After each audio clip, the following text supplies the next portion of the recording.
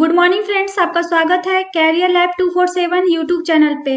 आज है 22 जुलाई 2020 और आज हम लोग 22 जुलाई का करंट अफेयर्स करेंगे। आज के करंट अफेयर्स से कुछ हम लोग एमसीक्यू डिस्कस करेंगे और इन एमसीक्यू से रिलेटेड जितने भी इंपॉर्टेंट स्टैटिक्स होंगे इन सारे को आज हम लोग डिस्कस करेंगे। तो फ्रेंड्स, आप इस वीडियो को लास्ट तक देखें। लास्ट में मैं आपसे क्वेश्चन पूछेंगे और उसका आंसर आपको कमेंट बॉक्स में बताना है। आज के वीडियो का पीडीएफ आप लोगों को टेलीग्राम चैनल पे अवेलेबल करा दिया जाएगा और इस टेलीग्राम चैनल का लिंक मैंने नीचे डिस्क्रिप्शन बॉक्स में दे दिया है। आप उस लिंक को क्लिक करके आज के वीडियो का पीडीएफ डाउनलोड कर सकते हैं। फ्रेंड्स, अगर आप किसी भी एग्जाम की तैयारी कर रहे हो, चाहे वो बैंक हो, एसएससी हो या रेलवे हो या फिर कोई अदर स्टेट का एग्जाम हो, इन सारे एग्जाम के लिए ये करंट अफेयर काफी इंपॉर्टेंट होने वाला है। फ्रेंड्स, अगर अभी तक आपने मेरे चैनल को सब्सक्राइब नहीं किया है तो मेरे चैनल को जरूर सब्सक्राइब कर लें और इस बेल आइकन का बटन जरूर दबाएं, जिससे मेरे अपकमिंग वीडियो की नोटिफिकेशन आपको मिलती रहे। तो चलिए स्टार्ट करते हैं इस सेशन को। आज का मेरा फर्स्ट क्वेश्चन है, हाल ही में सीबीडीटी ने डेटा साझा करने के लिए किस मंत्रालय के साथ समझौता किया है? Recently CBDT has tied up with which ministry to share data? तो यह है सूक्ष्म लघु और मध्यम उद्यम मंत्रालय। तो इसका आंसर हो जाएगा ए। फ्रेंड्स, अभी केंद्रीय प्रत्यक्ष कर बोर्ड ने भारत सरकार के सूक्ष्म लघु और मध्यम उद्यम मंत्रालय के साथ डेटा साझा करने के लिए समझौता किया है। फ्रेंड्स, इस एग्रीमेंट के अकॉर्डिंग सीबीडीटी है जो एमएसएमई मंत्रालय के साथ आयकर रिटर्न संबंधित जितने भी इंफॉर्मेशन होंगे उसको साझा करेगी। फ्रेंड्स, इस डेटा के माध्यम से जितने भी उद्यमी हैं उनको जांच करने तथा उन्हें सूक्ष्म लघु और मध्यम श्रेणियों में वर्गीकरण करने की सुविधा प्राप्त होगी। इस क्वेश्चन से रिलेटेड हम लोग कुछ स्टैटिक्स देख लेते हैं। अभी प्रेजेंट टाइम में माइक्रो, स्मॉल और मीडियम इंटरप्राइजेज के यूनियन मिनिस्टर कौन है? नितिन जयराम गडकरी। और अभी प्रेजेंट टाइम में central board of direct taxes के चेयरमैन कौन है? प्रमोद चंद्र मोदी। क्या नाम है उनका? प्रमोद चंद्र मोदी। नेक्स्ट क्वेश्चन है, हाल ही में एसबीआई कार्ड्स और पेमेंट सर्विसेज के एमडी और सीईओ के रूप में किन्हें नियुक्त किया गया है? Recently who has been appointed as MD and CEO of SBI cards and payment services? तो ये है अश्विनी कुमार तिवारी। तो इसका आंसर हो जाएगा बी। फ्रेंड्स, अभी अश्विनी कुमार तिवारी जी को एसबीआई कार्ड्स और पेमेंट सर्विसेज का एमडी और सीईओ अपॉइंट किया गया है। और इन्होंने किनका स्थान लिया है? तो इन्होंने स्थान लिया है हरदयाल प्रसाद का। किनका? हरदयाल प्रसाद का। फ्रेंड्स, अश्विनी कुमार तिवारी जी का जो कार्यकाल है वो 1 अगस्त 2020 से स्टार्ट होने वाला है और इनका कार्यकाल होगा जो 2 साल के लिए होगा। नेक्स्ट क्वेश्चन है, हाल ही में द एंड गेम उपन्यास किसने लिखा है? Who has recently written the novel the end game? तो ये है एस हुसैन जैदी। तो इसका आंसर हो जाएगा ए। फ्रेंड्स, अभी एस हुसैन जैदी जी के द्वारा एक उपन्यास लिखा गया है और उस उपन्यास का नाम क्या है? The end game. और ये उपन्यास बेस्ड है राजनीति, विश्वासघात और अकल्पनीय आतंक पे। फ्रेंड्स, इस पुस्तक को प्रकाशित किया गया है हॉपर कॉलिंस इंडिया के द्वारा। किसके द्वारा? हॉपर कॉलिंस इंडिया के द्वारा। नेक्स्ट क्वेश्चन है, हाल ही में लालजी टंडन का निधन हो गया है, उनका संबंध था? Recently Lalji Tandon has passed away, he was related to? तो ये एक राजनेता थे। तो इसका आंसर हो जाएगा सी। अभी मध्य प्रदेश के गवर्नर लालजी टंडन जी का निधन हो गया है। फ्रेंड्स, इनका इलाज है जो काफी दिनों से चल रहा था और उनके इलाज के दौरान उत्तर प्रदेश की राज्यपाल आनंदी पटेल जी को मध्य प्रदेश के राज्यपाल का अतिरिक्त प्रभार सौंपा गया था। फिर 2009 में लखनऊ से 15वीं लोकसभा के लिए ये चुने गए थे और इन्हें 2018 में बिहार का राज्यपाल और 2019 में मध्य प्रदेश का राज्यपाल नियुक्त किया गया था। तो फ्रेंड्स, आपको इनका नाम याद रखना है। इनका क्या नाम था? लालजी टंडन। और ये एक राजनेता थे।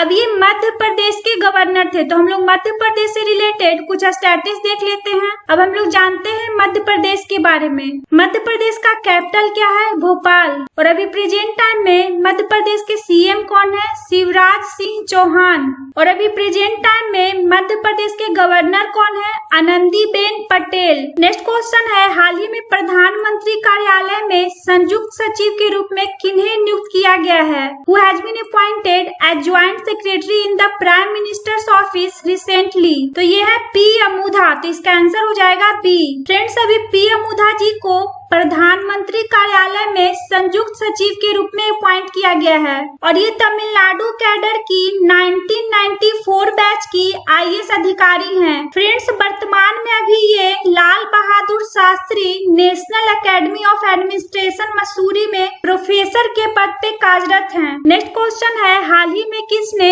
मनोदर्पण पहल की शुरुआत की है? Who has launched the Manodarpan initiative recently? तो ये है रमेश पोखरियाल निशंक। तो इसका आंसर हो जाएगा डी। अभी केंद्रीय मानव संसाधन विकास मंत्री रमेश पोखरियाल निशंक जी के द्वारा इस मनोदर्पण पहल का शुरुआत किया गया है। फ्रेंड्स, इस पहल के थ्रू कोविड-19 के दौरान और उसके बाद छात्रों को मानसिक स्वास्थ्य और कल्याण के लिए सहायता प्रदान किया जाएगा। नेक्स्ट क्वेश्चन है, हाल ही में किस केंद्र शासित प्रदेश ने कोविड-19 के प्रसार को रोकने के लिए दंड लगाने के लिए अधिकारियों को निर्देश दिया है? विच union territory has recently directed the authorities to impose penalties to stop the spread of COVID-19? तो यह है जम्मू और कश्मीर। तो इसका आंसर हो जाएगा बी। फ्रेंड्स, अभी जम्मू कश्मीर के उपराज्यपाल गिरीश चंद्र मुर्मू जी के द्वारा कोविड-19 के प्रसार को रोकने के लिए अधिकारियों को दंड लगाने के लिए निर्देश दिया गया है। इस गाइडलाइंस के अनुसार वैसे व्यक्ति जो सार्वजनिक स्थान पे मास्क नहीं लगाते हैं उन पे 500 रुपए का जुर्माना लगाया जाएगा और इसके साथ ही साथ होम क्वारंटीन के दिशा निर्देशों का उल्लंघन करने वाले व्यक्तियों पे 2000 रुपए का जुर्माना लगाया जाएगा। फ्रेंड्स, अगर कोई ऐसा व्यक्ति है जो जुर्माने का भुगतान नहीं करता है तो उस पे भारतीय दंड संहिता की धारा 188 के तहत कार्यवाही किया जाएगा। अब इस निर्देश को जारी किया गया है जम्मू और कश्मीर के द्वारा। तो हम लोग जम्मू और कश्मीर से रिलेटेड कुछ स्टैटिस देख लेते हैं। अब हम लोग जानते हैं जम्मू और कश्मीर के बारे में। जम्मू और कश्मीर का कैपिटल क्या है? श्रीनगर और जम्मू।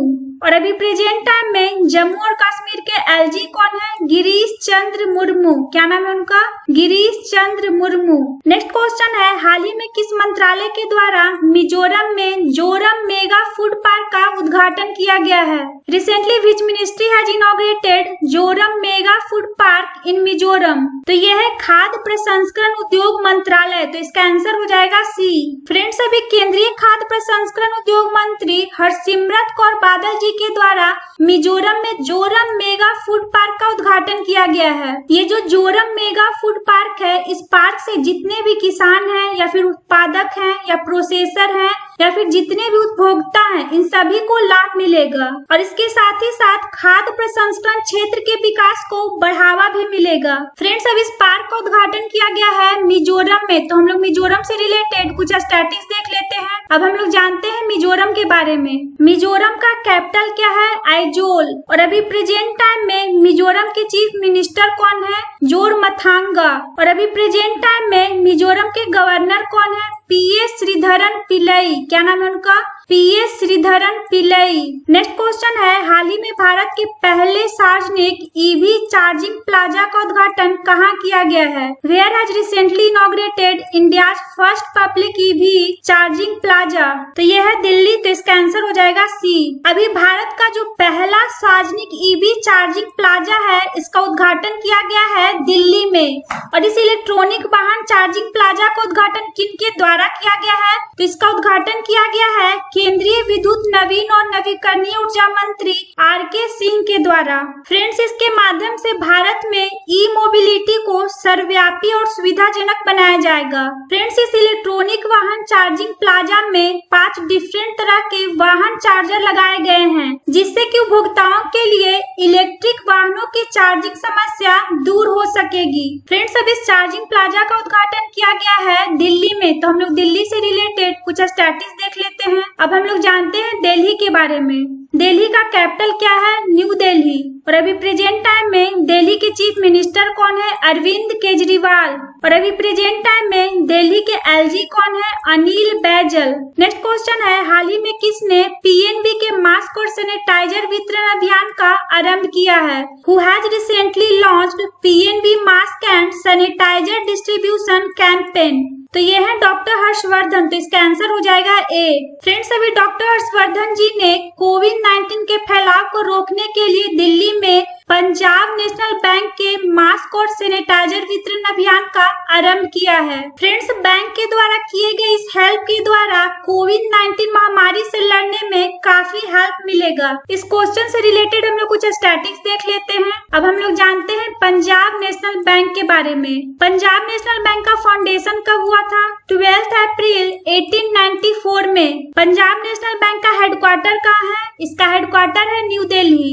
और अभी प्रेजेंट टाइम में पीएनबी के चेयरमैन कौन है? सुनील मेहता।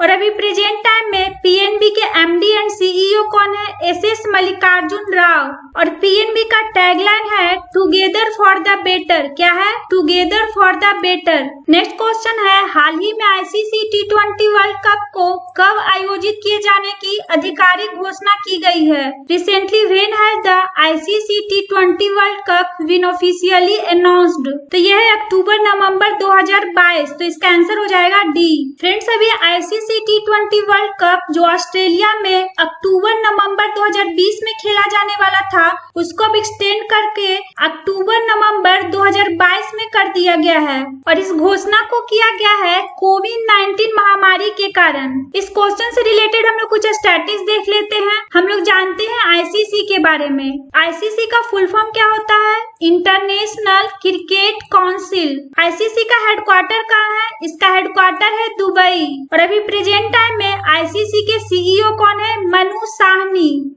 आईसीसी का मोटो क्या है? Cricket for good. Next question है, हाल ही में किस राज्य सरकार ने मुख्यमंत्री घर घर राशन योजना को मंजूरी दी है? Which state government has recently approved the मुख्यमंत्री घर घर राशन योजना? तो यह है दिल्ली। तो इसका आंसर हो जाएगा बी। फ्रेंड्स, अभी दिल्ली राज्य सरकार के द्वारा मुख्यमंत्री घर घर राशन योजना को मंजूरी दिया गया है। इस योजना के अकॉर्डिंग आने वाले अगले 6 से 7 महीने में राशन की होम डिलीवरी शुरू हो जाएगी। इस योजना के माध्यम से लाभार्थियों को घर पे ही राशन पहुंचाया जाएगा, जिससे कि उन्हें राशन की दुकानों पे जाना नहीं पड़ेगा। नेक्स्ट क्वेश्चन है, हाल ही में जारी किए गए WFDSA के रिपोर्ट के अनुसार भारतीय प्रत्यक्ष बिक्री उद्योग ने 2019 में कितना बिलियन अमेरिकी डॉलर की बिक्री दर्ज की है? According to the recently release WFDSA report, how much billion USD sales have been recorded by the Indian direct selling industry in 2019? तो यह है 2.47 बिलियन अमेरिकी डॉलर। तो इसका आंसर हो जाएगा डी। फ्रेंड्स, अभी WFDSA यानी world federation of direct selling association के द्वारा एक रिपोर्ट जारी किया गया है। इस रिपोर्ट के अकॉर्डिंग भारतीय प्रत्यक्ष बिक्री उद्योग ने 2019 में 2.47 बिलियन अमेरिकी डॉलर की बिक्री दर्ज की है। फ्रेंड्स, जब हम बात करते हैं इसके रैंकिंग की, तो पिछले साल इसकी रैंकिंग 19 थी और अब 2019 में इसकी रैंकिंग 15th हो गई है। नेक्स्ट क्वेश्चन है, हाल ही में रक्षा मंत्रालय ने बारूदी सुरंग हटाने वाले उपकरणों की खरीद के लिए किसके साथ समझौता किया है? Recently the ministry of defence has signed an agreement with whom the purchase of land mine removal equipment. तो यह है BEML। तो इसका आंसर हो जाएगा ए। फ्रेंड्स, अभी रक्षा मंत्रालय ने बारूदी सुरंग हटाने वाले उपकरणों की खरीद के लिए BEML यानी भारत अर्थ मूवर्स लिमिटेड के साथ समझौता किया है। इस एग्रीमेंट के थ्रू T-19SK के लिए बारूदी सुरंग हटाने वाले 1512 उपकरणों की खरीद की मंजूरी दी गई है। और फ्रेंड, जो इसका अनुमानित लागत होगा वो होगा 557 करोड़ रुपीज। कितना होगा? 557 करोड़ रुपीज। फ्रेंड्स, ये सारे उपकरण जिनके खरीद की मंजूरी दी गई है, इन उपकरणों को T-19 टैंकों में फिट किया जाएगा, जिससे ऐसे टैंकों को बारूदी सुरंग बिछे क्षेत्रों में आसानी से आने जाने की सुविधा होगी। फ्रेंड्स, इस एग्रीमेंट के माध्यम से टैंकों के बेड़ों की जो गतिशीलता है जो कई गुना बढ़ जाएगी, जिससे कि ये दुश्मन के इलाकों में बिना किसी नुकसान के काफी अंदर तक अपनी पहुंच को बना पाएंगे। नेक्स्ट क्वेश्चन है, हाल ही में विजय मोहंती का निधन हो गया है, उनका संबंध था। Recently Vijay Mohanty has passed away, he was related to. तो ये एक अभिनेता थे, तो इसका आंसर हो जाएगा डी। फ्रेंड्स, अभी ओडिया अभिनेता विजय मोहंती जी का निधन हो गया है। इन्होंने अपने कैरियर की शुरुआत थिएटर कलाकार के रूप में की थी और बाद में इन्होंने कई फिल्मों में अभिनय भी किया था। फ्रेंड्स, जब हम बात करते हैं मूवीज की, तो ये फिल्मों में विलेन की भूमिकाओं के लिए सबसे ज्यादा फेमस थे और उनमें से बलवान, नागा फासा, डंडा भालूगा जैसी फिल्में शामिल हैं। तो फ्रेंड्स, आपको इनका नाम याद रखना है। इनका क्या नाम था? विजय मोहंती, और ये एक ओडिया के अभिनेता थे। अब हम लोग लास्ट वीडियो का क्वेश्चन का आंसर देख लेते हैं। हम लोग का क्या क्वेश्चन था? हाल ही में भारत के राष्ट्रपति के निजी सचिव के रूप में किन्हें नियुक्त किया गया है? Recently who has been appointed as the personal secretary to the president of India? तो इसका ऑप्शन था अजय श्रीवास्तव, अशोक लांबा, विक्रम सिंह और पी प्रवीण सिद्धार्थ। तो यह है पी प्रवीण सिद्धार्थ, तो इसका आंसर हो जाएगा डी। अभी पी प्रवीण सिद्धार्थ जी को भारत के राष्ट्रपति के निजी सचिव के रूप में अपॉइंट किया गया है। मोस्ट ऑफ स्टूडेंट्स ने इसका आंसर सही बताया है, तो आप इसी तरह अपना आंसर कमेंट बॉक्स में कमेंट करते रहें। आप लोगों के लिए आज का क्वेश्चन है, हाल ही में नेल्सन मंडेला पुरस्कार 2020 से किन्हें सम्मानित किया गया है? Who has recently been awarded the Nelson Mandela award 2020? तो इसका ऑप्शन है मोरिसाना क्वाइट, मारियाना वर्दिनवाइनिस, दोनों, इनमें से कोई नहीं। तो इसका आंसर आपको कमेंट बॉक्स में बताना है। फ्रेंड्स, मेरा ये वीडियो आपको कैसा लगा मुझे कमेंट बॉक्स में कमेंट करके जरूर बताएं, और अगर आपको ये वीडियो अच्छा लगा हो तो इसे लाइक और शेयर जरूर करें। Thanks for watching.